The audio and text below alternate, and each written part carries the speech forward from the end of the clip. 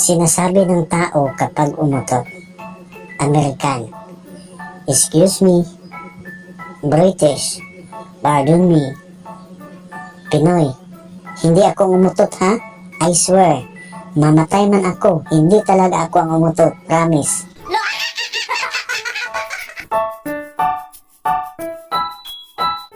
Si Kulas at si Miggy.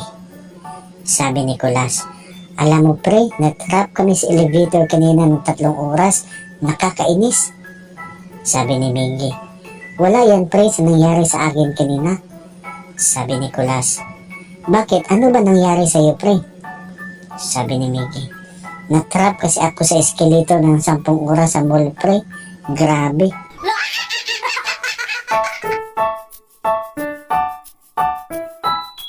Ang anak at ang daddy. Sabi ng anak, Dad, ayaw akong payagan ni ma'am na pumunta ng mall.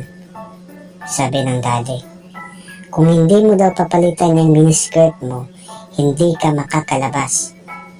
Sabi ng anak, at bakit naman daw po?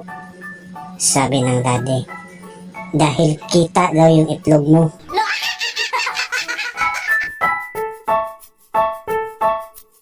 Si Madam at si Inday.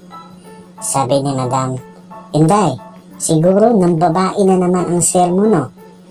Sabi ni Inday, bakit nyo naman nasabi Madam? Sabi ni Madam, ang aga-aga umalis eh. Anong oras na naman ba siya umalis? Sabi ni Inday, yan na din po ang problema ko Madam eh. Kasi kaninang pagising ko wala na siya sa tabi ko.